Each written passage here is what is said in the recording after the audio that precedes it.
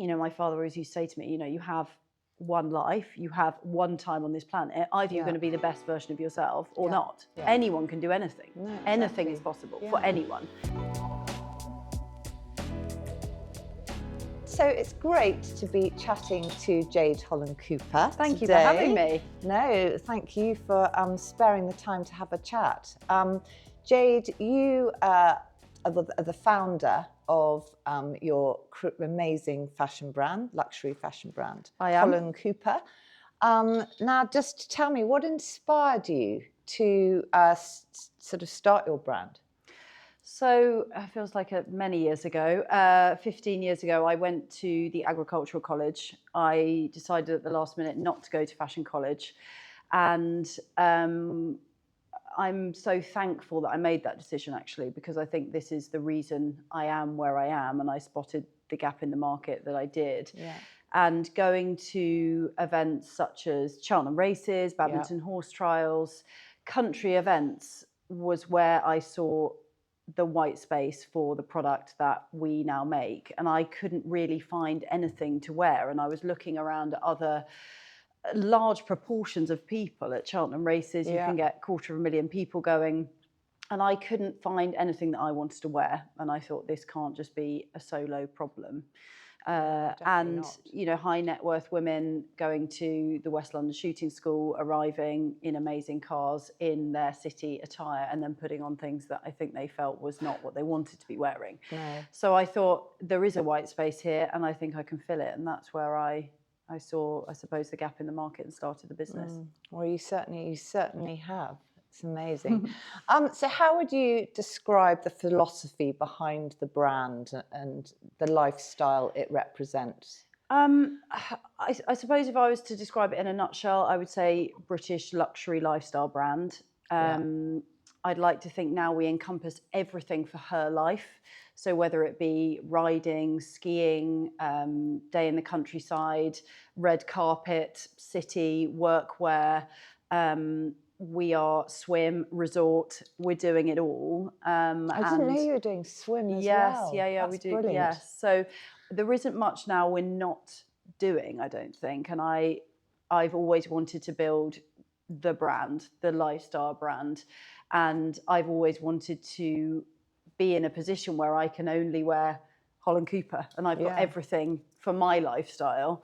And I think, the business has grown with me, I have grown with it, she has grown with me, and I think I represent so many of my customers out there in terms of what they're looking for. Yeah, absolutely.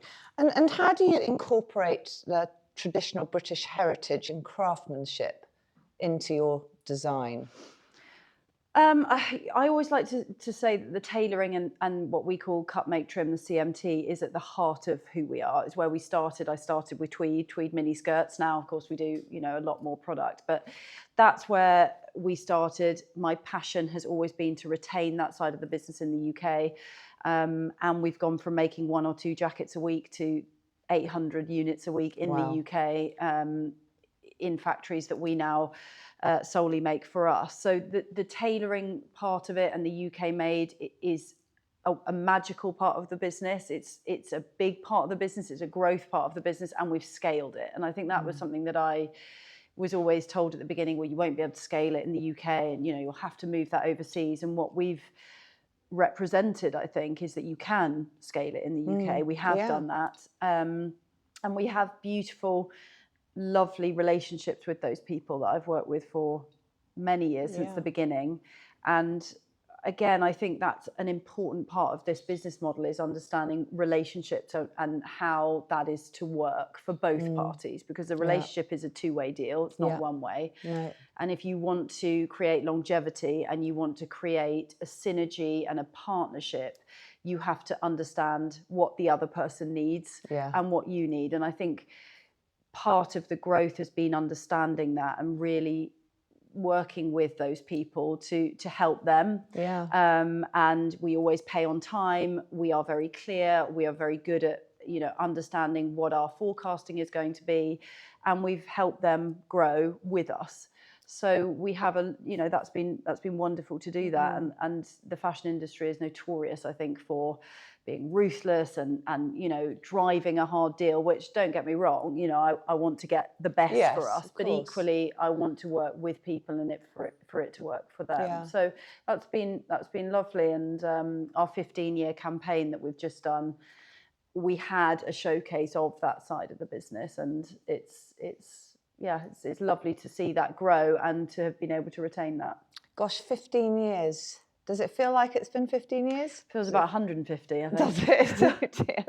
I think so. Oh, but it's, in some ways it feels a long time, in some ways it doesn't. And I think, when we look on the growth year on year that we're having, and where we were even 8 years ago to where we are today, very rarely do I sit down and sort of reflect in that way. But when you do, it is amazing the journey we've been on, and the journey, some of my team have been on with me that have been there since the beginning. Well, you should feel very proud of everything you've Thank achieved. you. So what would you say has been the most memorable moment in your journey so far as a fashion entrepreneur? I think there have been a number of milestones along the way. I remember when we first went into Harrods, that was a really big moment for me back then. That was 10 years ago, and that was massive. And, we had a tiny little area, and then we opened a big shop there, and we had our own team. That was a really big moment for us. I think getting into Bicester Village and having a call up for that was a big moment. When did you first go into Bicester Village? It's got to be 7 years ago, Okay, probably. yeah. But again, that was a representation for me, not about discount, not about outlet, but about a global playing field and the people that are represented in Bicester Village. They're all global players. So this wasn't about how do I sell discount product. This was how do I access high net worth people and sit next to Gucci and Ralph Lauren. So that for me was a big moment. I think HRH, Catherine, was probably a highlight of my career. Absolutely. I remember getting that call, and we were on a photo shoot, and I had about 900 missed calls, and I thought, oh my gosh, somebody died, what's happened? And then she wore it twice in one day on that day, and it was just it's a real and the global ramifications of that are just enormous overnight. I bet. And what are some of the key challenges you faced while building and growing your brand? Is there anything in particular that stands out? Many challenges. You're learning on the job all the time. So every year we are a different business. Every year you're doing things you may not have done before or probably haven't done before. And I think, the challenge is bringing more and more people on your journey and your vision. I don't have a business partner, so it's just me. I umbrella both the business and the product and creative side. And the demand on your time to be able to split your brain in half a lot with children as well. And your life at home is very stressful. There are times where it's very lonely. It's very, very pressured. I put a lot of pressure on myself. I want that 50% uplift every year, and I want it consistently. What does that look like? That means you have to push hard, and that you're trying to, as I say, bring a lot of people on a journey, and that can be demanding on your time as well, because people are the best part and the most difficult part, because you're trying to build this business, and you're trying to take people also on a journey where the business is a different business every year. So you're expecting growth from them, change from them, constant evolution, and that can be difficult. And what worked last year maybe doesn't work this year. So it's I always say, if you're not out of your comfort zone, you're not pushing hard enough, because continually I want to be the best everywhere. Okay. Well, I think you're doing very well. We're giving it a good go.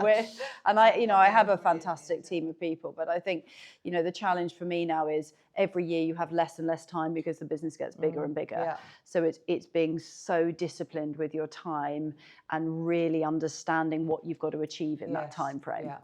And looking back over the past sort of 15 years, is there a sort of pivotal moment, do you think, with, you know, how everything evolved as the company's grown? I don't think there was a moment where I thought, oh, you know, this is a game changer. But I think every year something happens that you think, okay, this is going to move the dial. And you can't grow at this rate without that happening, I don't think. And, you know, it's about never accepting, I suppose, mediocrity and just thinking, well, you know, that's going to be okay. That's okay. You know, I am always striving to be the best, to be the biggest, to be, you know, we still do 8 events a year. That's how I started the business. But, you know, for me, it's not good enough just to turn up with what it looked like last year. I want it to look bigger and better and be a visual delight for everyone that's coming to these events, even though we're trying to do it in a marquee in a field. Yes.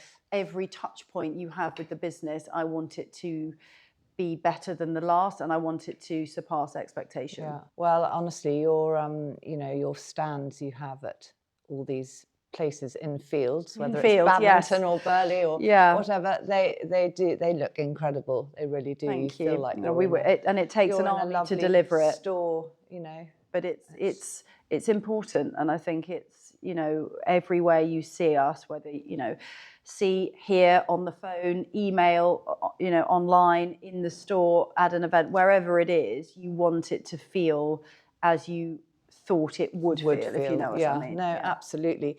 And I hear you have started building some new offices. Yes.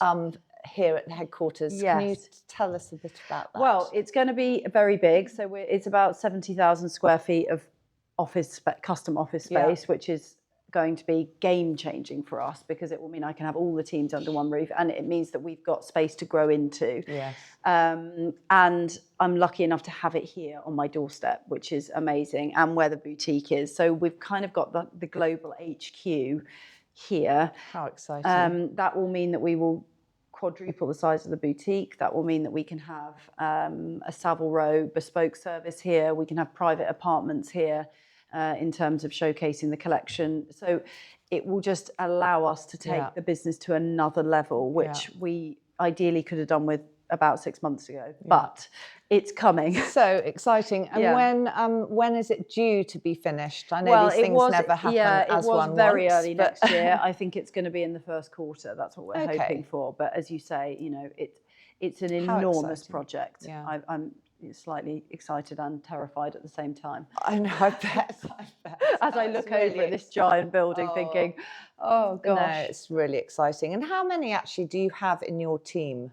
110, I think, full time, and then we've got the external businesses, so, you know, factories and externals. But yeah, about 110 in the here. Yeah, it's a lot of people to manage. Yeah.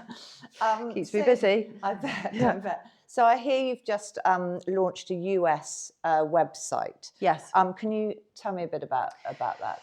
Yeah, so the US has been another growth territory for us, our biggest after the UK, and it was really important for me to be able to deliver the service that we can to the UK to the US customer. So taxes included, better returns functionality, buying in dollars. So again, these things take time. It was great to be able to get that over the line before Christmas, and the uplift has been fantastic, and I think the feedback has been great. You know, our US customers are saying thank you, this is brilliant. They must love your stuff. Yeah, they love it. I bet they absolutely love it. And I think you know, of course, every time Catherine wears something for the US market, but all global markets, that is brilliant. And we want to be able to facilitate that, and we want to be able to give them a service that they would be used to in other brands. So that's our first territory specific site. Yeah. The next part of the growth plan will be, what other countries are we going to be doing that for? Have you sort of thought about where? I think probably New Zealand, Australia would be the next one, and then, you know, I think we would just start a rollout plan that's probably more aggressive than we've done previously, and say how many can we do a year. Brilliant. So as a fashion designer and businesswoman, what advice would you give to any sort of aspiring entrepreneur? First of all, do it. Yeah. Don't be afraid to do it. Second of all, I think be realistic about what it's going to take to deliver the vision.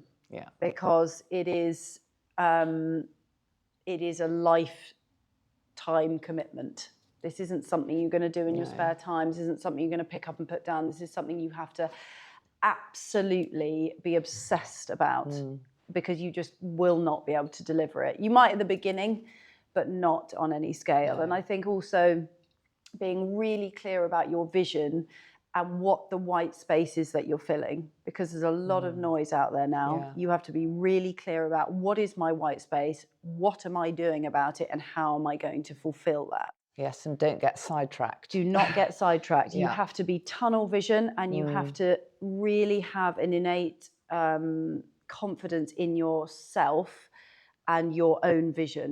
Because as you get bigger or you come to a crossroads and you're not sure, it can be overwhelming, and you can have lots of experienced voices in your ear. But, it's not to say don't take advice, but don't think, well, I wouldn't know because I'm not as experienced as this person. Don't underestimate yourself. No. I've learned over the years, my gut feeling is generally the right one. Yeah. And you just have to tunnel vision out, keep moving. It's good saying that, do what your tummy tells you. Yeah, I usually always right, think that isn't gut it? feeling, that initial reaction is generally the right one. Yeah. If you're not sure, it should generally be a no. Yeah. For me, if I'm having to think about something, Then it's obviously not quite right. just chop it out. I think that's so true, actually. For you can be umming and ahhing, actually. and also you can't do everything. You absolutely can't. So no. you have to, I'd put it into a triangle. This is absolutely my goal. This would be nice to have. This is in the category of, if I don't have time, I'm not doing it. If you try and move everything up to the top of the triangle, you're just going to fail. Yeah. No, that's very good advice. Can you highlight some sort of collaborations and partnerships that Holland Cooper have been involved in, and how they've sort of contributed to the brand success? Yeah, we're really enjoying that side of things at the minute. We've just done a beautiful collaboration with Morgan, where we were lucky enough to create a Holland Cooper car, and that was fabulous. And again, a real synergy with British made and manufacturing, and quite a local business, an iconic business. And it was just a joy to do something like that. We're in talks with Charles Owen Helmets for the equestrian side. We're doing a collaboration with Bloomfield's Horsebox Company, which is going to be great. Norland nannies. Yes. So we make now their nanny bags for them, which was amazing, because they don't tend to do brand collaborations really. So all of the Norlanders that leave Norland come out with a Holland Cooper nanny bag and take them all over the world. Them. I know, well, lucky us as well, because they go off to some amazing places. So yes, become a nanny, I think. It's exciting to be able to do that, and there's other people in the pipeline I'd love to do things with that I think make sense with us. And there's companies that we're sort of working closely with, and Boodles we've done some really nice evenings with, and it's about finding companies that have a similar client base, mutual benefit, but also nice for the customer, because it makes sense. I'd love to do something with Farrow and Ball. That for me would really make sense. We use them everywhere. They're a fantastic business, and I would imagine that would link with our customers, link with their customers. It's thinking about things like that makes sense, I think, naturally, organically. Yeah, sharing the same sort of market, isn't it? So how do you stay connected with your customers and sort of understand their evolving needs and their preferences? I think that's a good question, and I think for anyone starting a business, you're really connected at the very beginning with your customer. And for me, I was on the trade stand. You can't be more connected than that. You are physically there. Hands-on. You are hands-on, and I used to love that, because I would take immediate feedback and I could do something with it straight away, and that made me very, very commercial. This is about selling product to real people, so there's no good turning up with things they don't want to wear.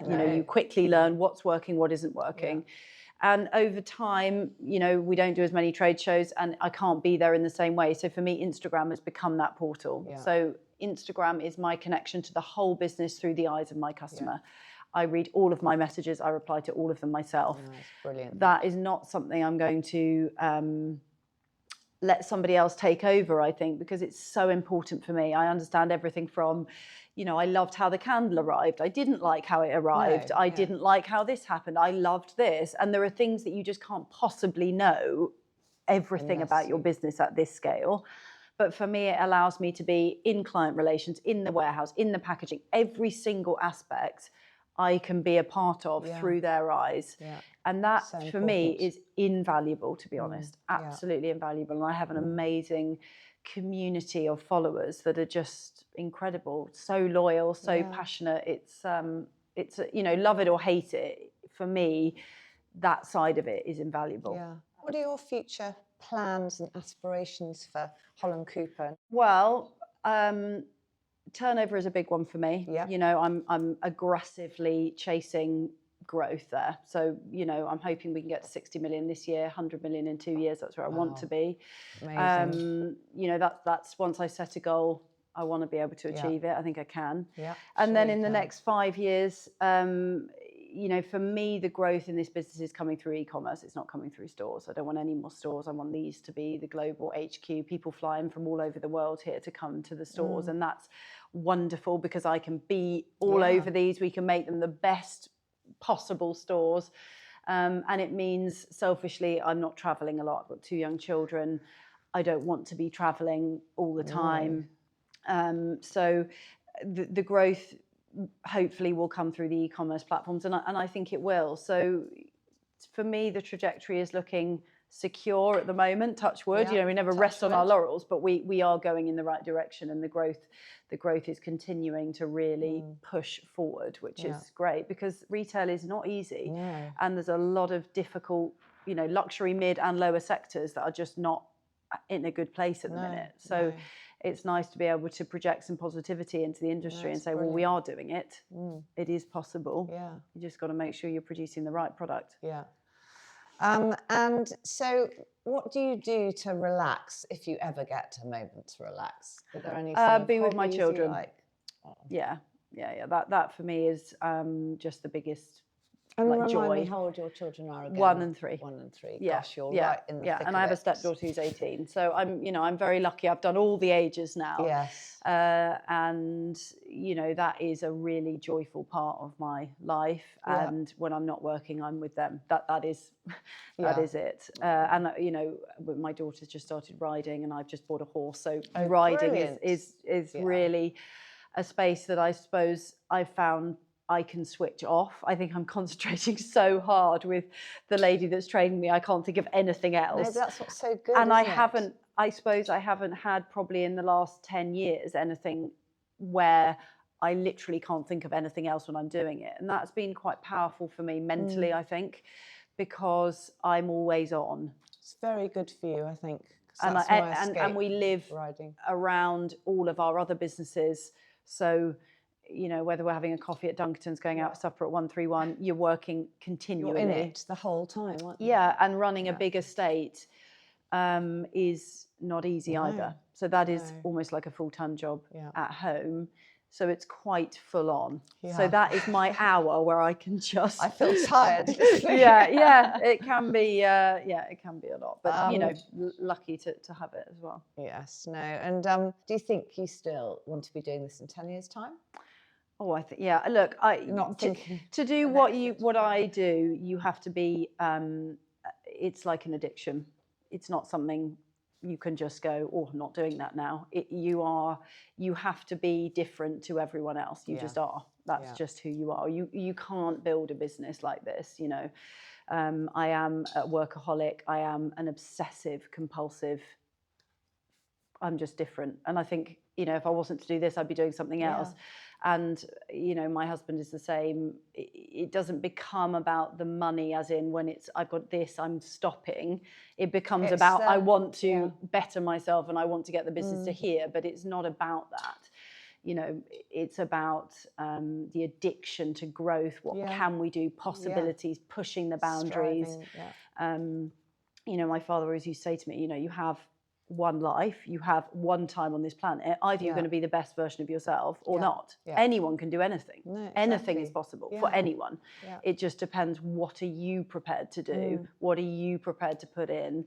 And how much do you want that? Yeah. And anything's possible. And I will stress that to everyone. If you want Yeah. something badly enough, just go and get it. Yeah.